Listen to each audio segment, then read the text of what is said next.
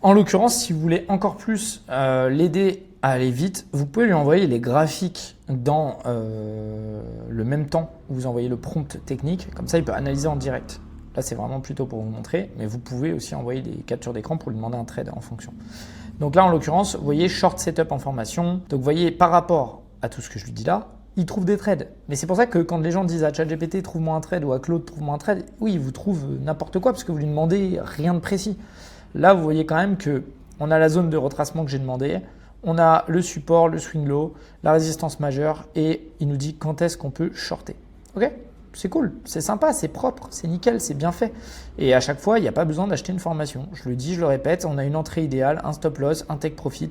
Et vous allez voir que si vous arrivez à travailler comme ça et en prenant peu de risques, eh ben vous allez avoir des résultats qui vont être bons. Vous pouvez voir, ça va évidemment avec la confiance et le timing, parce que tout le monde va dire la même chose, oui, mais on ne sait jamais quand rentrer. Quand on suit une stratégie, bah là si. En l'occurrence, il vous explique le niveau de confiance et le risque de faux signal parce que justement il y a des événements. Donc vous savez que là c'est pas le meilleur moment et que là il vous donne un trade que vous pouvez exécuter par exemple le 7 avril et il vous donne la session à laquelle vous pouvez l'exécuter. Donc vous pouvez dès maintenant là prendre votre téléphone, mettre votre buy limit, votre sell limit, peu importe et vous êtes tranquille. Après vous n'avez pas besoin de trader et vous êtes sûr que ça respecte votre plan.